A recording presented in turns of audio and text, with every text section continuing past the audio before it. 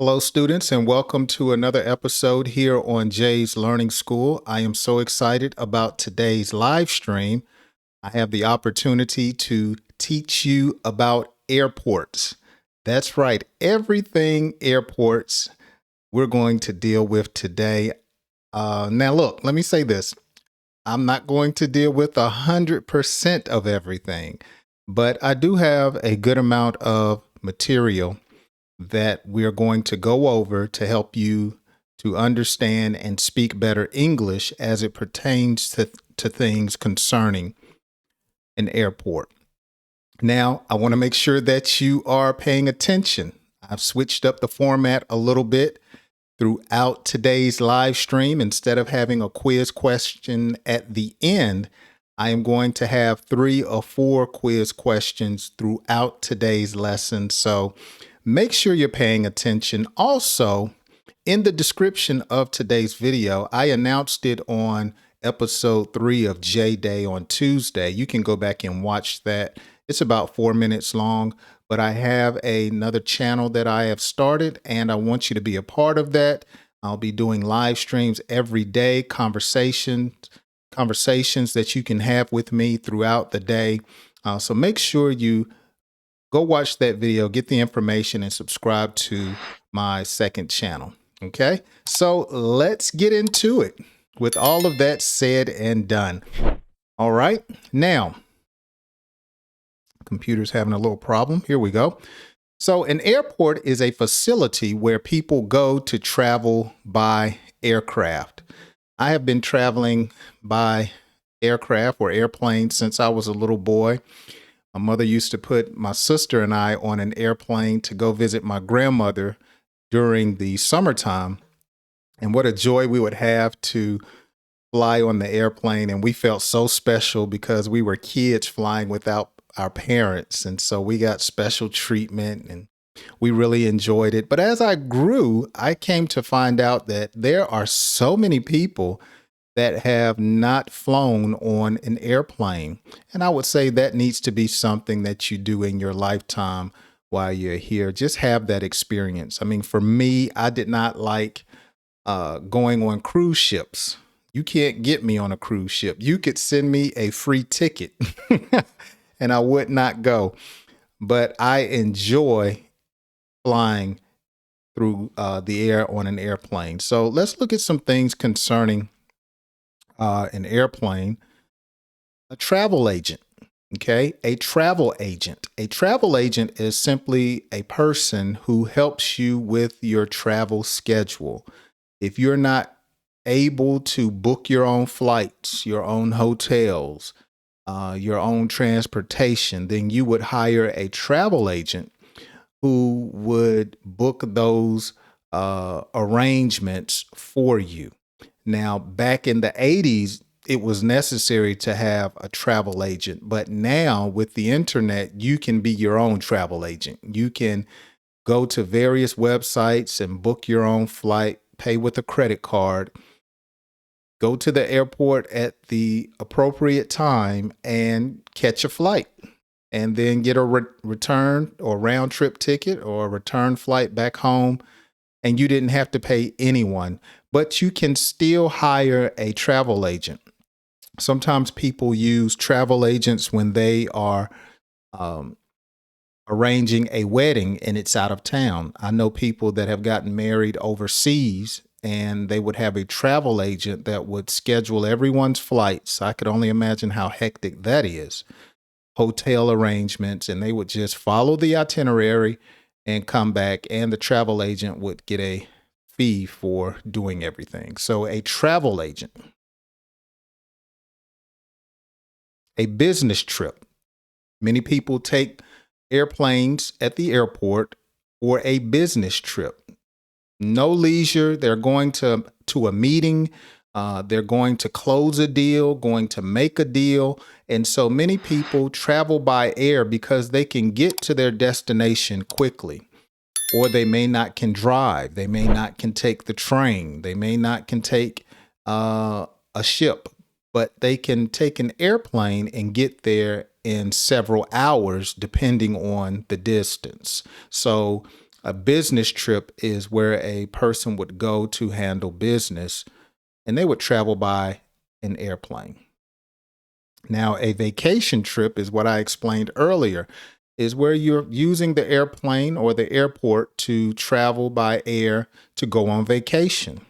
Here in Georgia, I've caught an airplane to Miami. I've caught an airplane to go to California, to the Bahamas, to Jamaica, just different places throughout the world and throughout this country. And you just simply, you're not going to handle business. You're going to have a good time. You're going to the beach. You're going to hang out with your family, with your spouse. So you're taking either a business trip or a vacation trip. A rental car or a rental car company is found at the airport. And once you fly to your destination, you may need to have transportation to and from different venues or different places. And so many people rent a rental car. And there are hundreds of different rental car companies that you can use. You can rent a car for one day, for 1 week, for a month. It just depends on your needs. But a rental car company is usually located at the airport, and you would pay a fee when you pick it up. They take your credit card, a deposit, and then when you return the car in good standing, they release your credit card and you get your deposit back. So a rental car. You can rent small cars, SUVs, trucks, vans, luxury vehicles. All of this is located at the airport at the rental car company. A boarding pass. A boarding pass is what you use in order to get on the airplane. It is what you actually prove to the airline company that you have paid for your airplane ticket. So a boarding pass is what you would use. It used to be on a sheet of paper, but now it's on your phone. It's electronic now. And so the boarding pass will have your name. It will have a QR code that they can scan. It will have your seat number. And the person that works for the airline will not let you on the airplane unless you have a boarding pass. So a boarding pass, an arrival, okay, an arrival time, okay. When you arrive at the airport, the arrival time is what time your plane will arrive in a certain city. And they'll have a board. You know, now you can go on Google and you can look up the arrival time of any flight in the world. That is so amazing to me.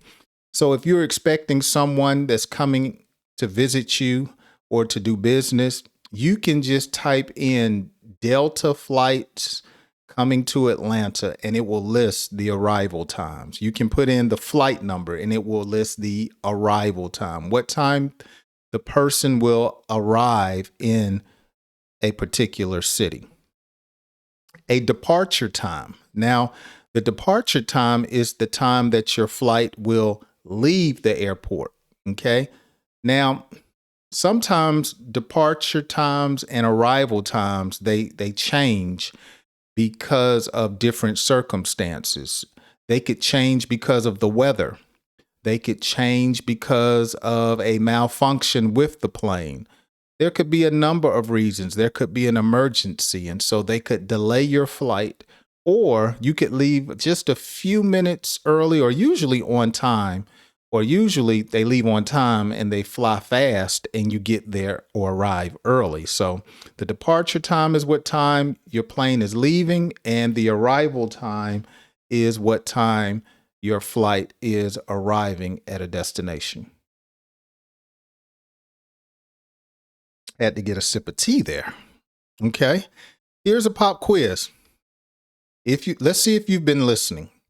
What is the name of the person that arranges your travel schedule? What is the name of the person that arranges your travel schedule? I talked about that in the first portion of of today's lesson? You can write your answer down in the comments section, and let's see if you can get that right. So the airlines.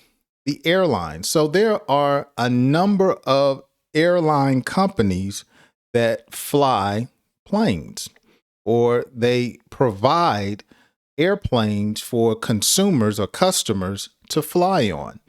I know here in Atlanta, Delta is here from the state of Georgia in Atlanta. So they're headquartered here. And then you have several throughout the country. Southwestern, there's somewhere else, I can't remember. But you have just so many. Spirit, Frontier, which is owned by Delta now, but those are called airline companies. So if you're going to fly somewhere from the airport, most people will ask you, what airline are you flying with? And so you will respond, TWA, and they're out of business. That was back in the 80s. They may tell you Eastern Airlines. Eastern Airlines, they're gone.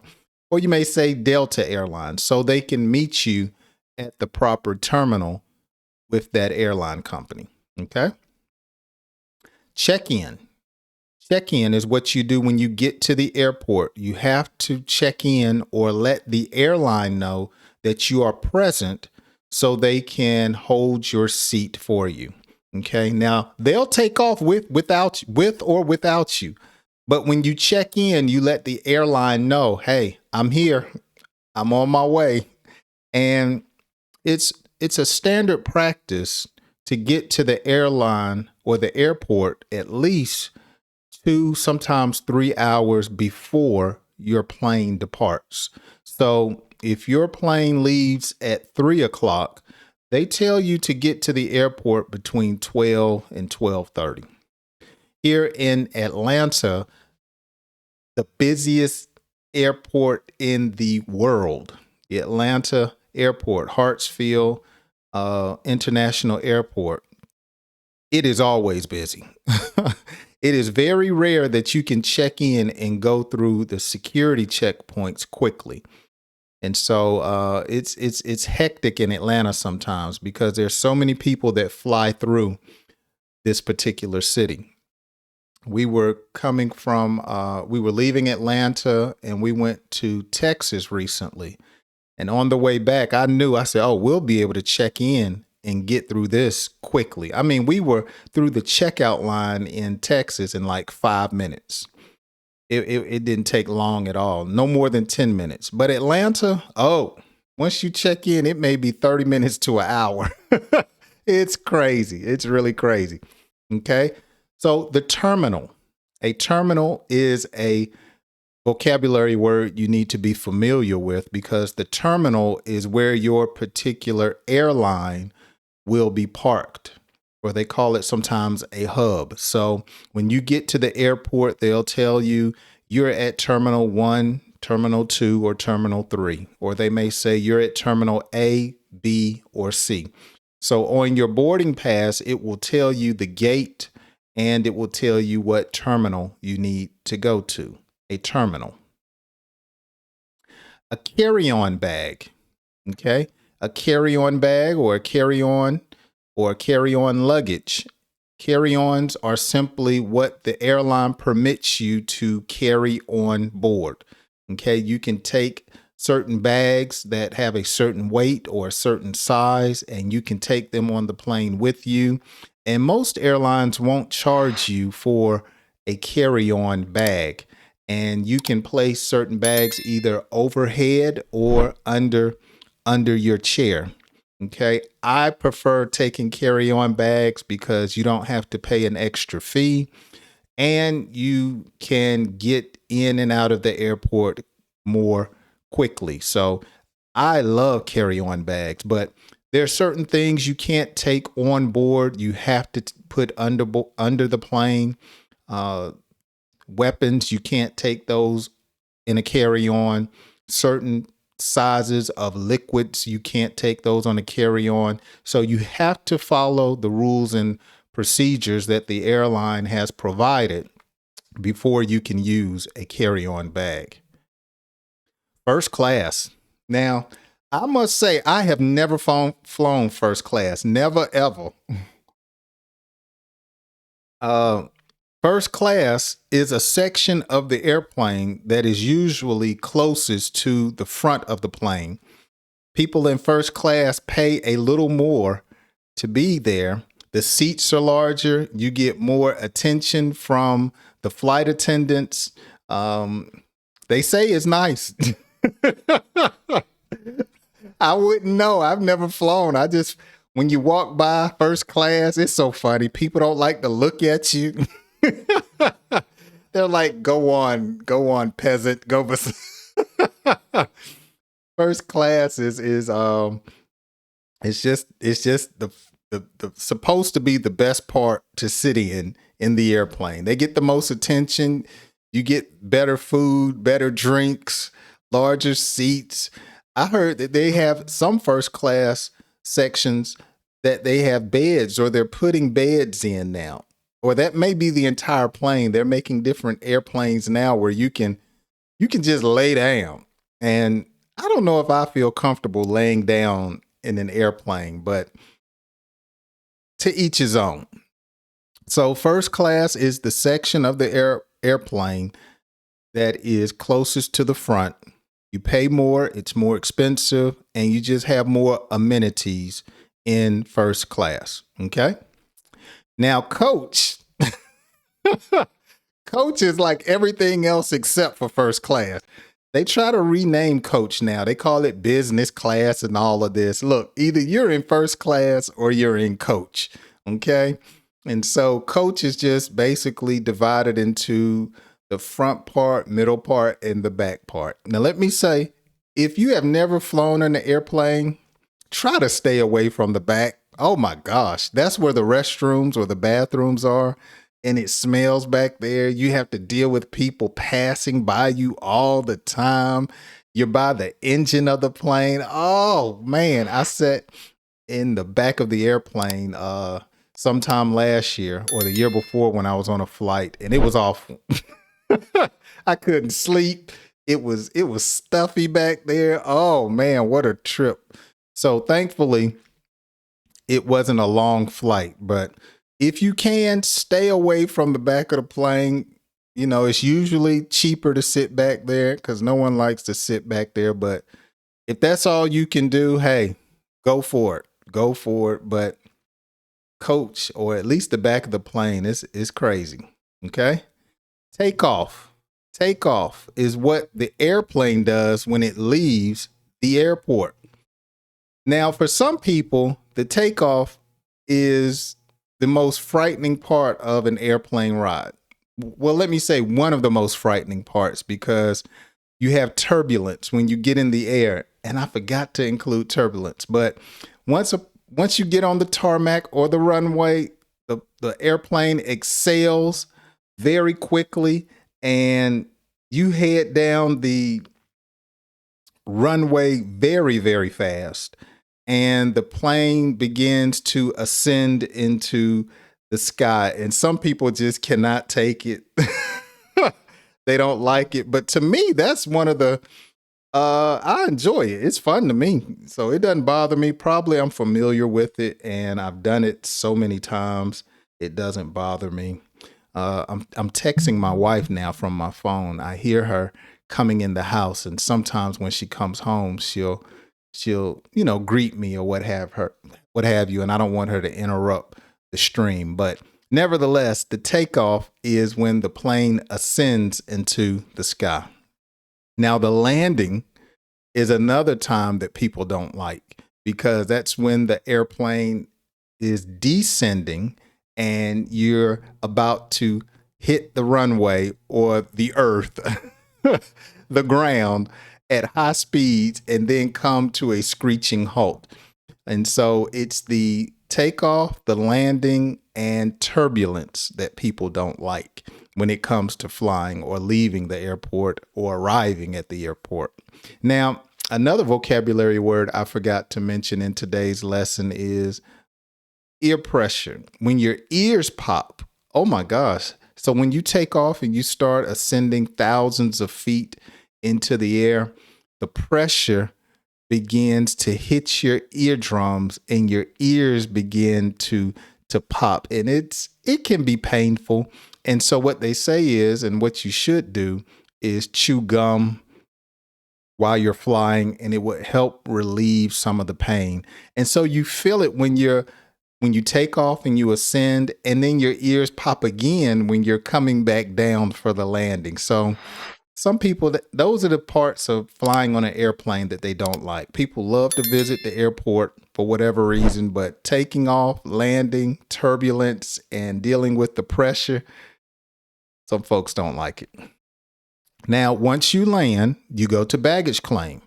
Baggage claim is where you go to claim your luggage that you gave to the airline when you checked in. Okay. Baggage claim is where your luggage will be, and you pick it up and then you can leave the airport. Your bags usually have your tags on there, which includes your name and your address and usually a telephone number. So if your bags were lost at the airport, they have a way of contacting you. So baggage claim. Usually you have to wait 10 to 15 minutes before you can get your bags. But after that, if they did not get lost, you gather your goods and then you leave. Okay. All right. Here's another pop quiz question.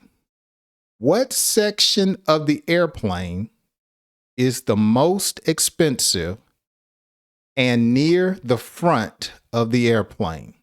What section of the airplane is the most expensive, and that's a typo, near the front of the airplane?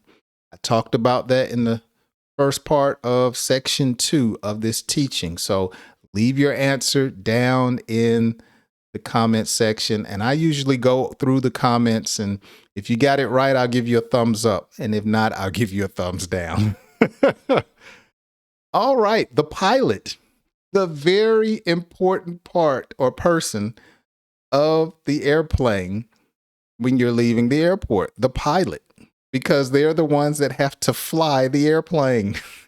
We're not going anywhere if the pilot does not do their job.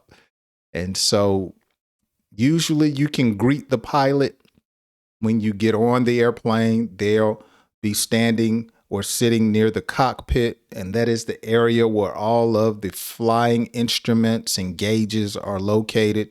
And oftentimes they'll open the door and greet you when you leave. So I'm always happy to see a pilot that is healthy, sober, and attentive when I get on the airplane. So the pilot. Red eye. Red eye. Now, the red eye is a flight that you would book at the airport or through a travel agent or on your computer. The red eye is a flight that leaves at nighttime and arrives in the morning. And so that flight is called a red eye flight. And usually when you fly a red eye flight, you don't get that much sleep. It's late at night or early in the morning. And it's called red eye because usually that's when your eyes turn red. Okay. So red eye flights, the tickets are much cheaper because most people don't like to fly late at night or early in the morning. So if you book a flight during those times, usually you won't pay as much as you would during the prime hours or the prime time hours. I've flown a red eye flight, I believe twice in my lifetime, maybe once, but I think twice because I had to get somewhere, and I knew it was cheaper during the late night or early morning hours. So if you fly after 10 p.m., that's considered a red eye. Or if you fly before 6 a.m., that's considered a red eye. All right, let's move right along as I put my tea down. Passport. Passport. Now, a passport is a government issued document that bears your identity. And you usually use a passport for international flight or travel. You normally don't need a passport for domestic travel or traveling inside your country, though they will accept it.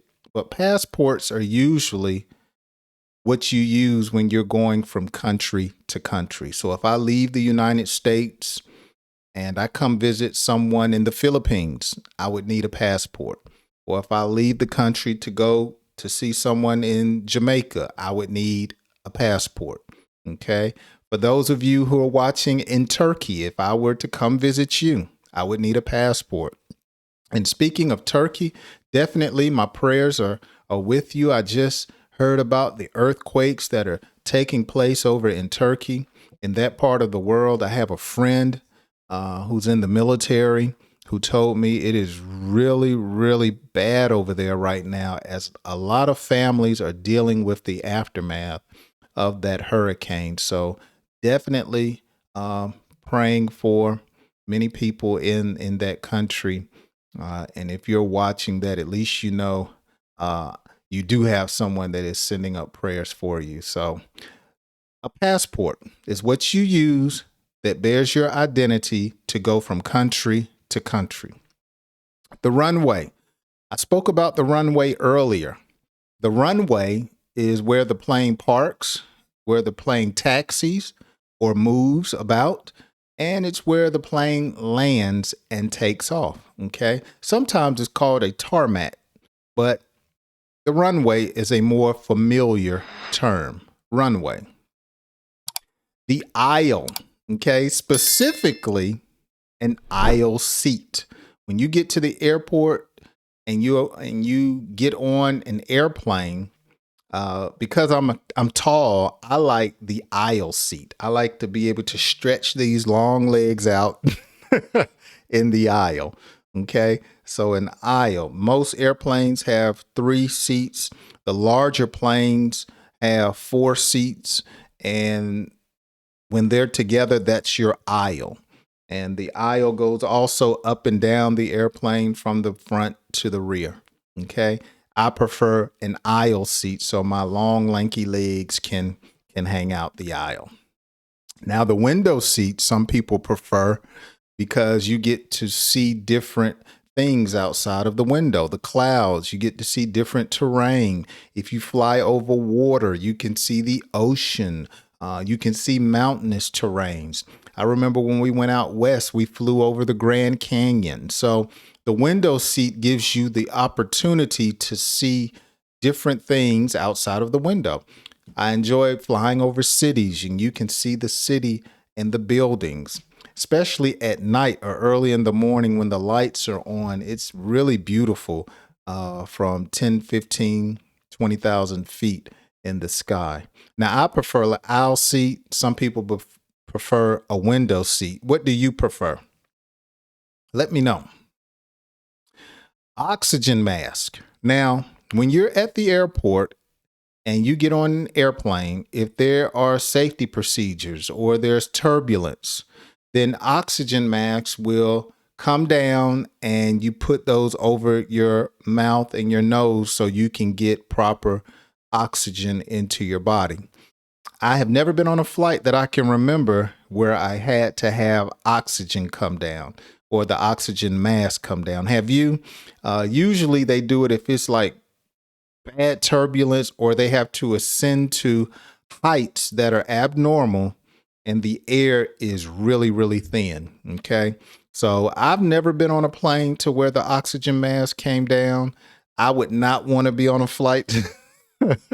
That's not a good indication of things being normal on a flight, but oxygen masks are there for the safety of the people riding the plane. Okay, let's get another pop quiz question is, what is a red eye flight? Okay, what is a red eye flight? I talked about that at the beginning of the 3rd section. Let's see if you were paying attention or you remember what is a red eye flight. All right, a layover. A layover is when you're at the airport and your flight Well, let me say it like this. If I'm flying from Atlanta to Canada and it's not a direct flight to where I go straight from Atlanta to Canada, my flight may stop in Chicago and I have to remain in Chicago for 4 hours and then board another flight to go to Canada. That 4 hour period in Chicago is called a layover. Okay. So I lay over. I have to wait in another city for a particular time before my next connecting flight leaves. Okay. So again, if I'm leaving Atlanta and I'm going to Seattle, Washington, my flight may lay over in Salt Lake City, Utah for 30 minutes. And then I catch another flight to head to Salt Lake City. Now, my friend that I was just speaking to you about that's over in the military in Turkey, he told me when he came to the United States for leave, it was, I think he said a 14-hour flight, and he had to go to Germany. Then he had to go to another country. Then he came to the United States. I'm like, nah, that's that's too much. So he went to Germany, had a layover, left Germany, went to another country, left another country, then came to the United States. So that's just how it is sometimes. That's just how it is. So layovers are normal vocabulary words that you need to know when you're booking a flight. I usually try to look for a flight that has a direct flight. I don't want any layovers. I want to get where I got to go. Jet lag. Jet lag is when your body has a hard time going to sleep because you have crossed several time zones. So if I'm leaving from Atlanta going to Chicago, I have to go through one time zone. Okay. And so my body is set back an hour, which is not bad. So I don't have jet lag when I go one time zone. But if I go from Atlanta to California, then it's a 3 hour difference. And so I have to go through Central time zone and the Mountain time zone. Now my body is going to feel the difference. You know, right now in California, it's 3:30 or 3:20. And here, well, no. Let me take that back. What time is it here? Okay, it's 9. And so there it is 3 hours prior. So it's 6 in the morning. That's a big difference to your body. Okay. That 3 hour difference from 9 to 6. Okay. So jet lag, it hits some people harder than it does others. It just depends on if I'm there for a couple of days or a day. It just depends. If I'm somewhere for a week, I'm going to feel it because by the time your body gets adjusted, it's time to come home. Then I'm all thrown off. So jet lag is real. It's serious. It's real. Okay. An upgrade. Now, when you're at the airport, if there are problems with your flight, sometimes an airline will offer you an upgrade. They may offer you to go from coach to first class for no additional fee because they had a problem with your flight. Or sometimes if there's a problem with a flight, they may offer you an upgrade to where they say, look, if you take another flight, we'll give you an upgrade or a free ticket to anywhere in the country within the next 12 months. I like upgrades. I really do. I like upgrades, especially when there's no charge. But if there is a large scale problem, usually they don't offer upgrades to that many people. It's usually a case by case basis. So for instance, there was a large snowstorm last week or ice storm, and they had to cancel several hundred flights or delay several hundred flights. They're not going to give hundreds of upgrades. They'll lose too much money. But if you're on a flight, they may offer 2 or 3 people if it's overbooked. They'll say, look, we'll give you an upgrade if 3 people would catch the next flight in 3 hours. So sometimes airlines offer upgrades, and depending on your schedule, you may be able to take advantage of it or not. I have family members, they try to take every upgrade they can get. Airline miles is a term that you will hear frequently at an airport. Sometimes when you're at the airport, you'll see people out soliciting, trying to get you to sign up for a credit card. And they'll tell you if you sign up for this credit card, you'll get 80,000 air miles. And so basically what they're doing is they're giving you rewards, or they're saying air miles is basically miles traveled. And when you stick to one airline and you travel with them all the time, they reward you for being a customer. So the more air miles that you have, the more money that it is that you can save. Okay. I don't fly that much where I can rack up air miles. I may fly once or twice a year, maybe. But there's some people, they fly 3 times a month, 4 times a month or more. They definitely need to be a part of a rewards program, because all of those miles add up to savings.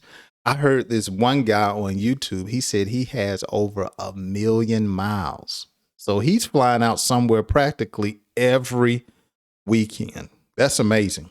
That's amazing. So airline miles. Okay. Here's our last pop quiz question. Let's see if you've been paying attention. What is it called when it is difficult to sleep because you have crossed several time zones? What is it called when it is difficult to sleep because you have crossed several time zones? I talked about this earlier in the video, so let's see if you can get this answer correct. Place your answer down in the comments section. Well, that's going to do it for today's lesson. Today's live stream has been wonderful. I have had a great time. If you have a comment or question, make sure you leave it down in the comments section of this video. Make sure you go ahead and subscribe to my other YouTube channel that I spoke about at the beginning of this video. Trying to get at least 50 subscribers or more, and we can have conversations every day. Oh, that's going to be fun.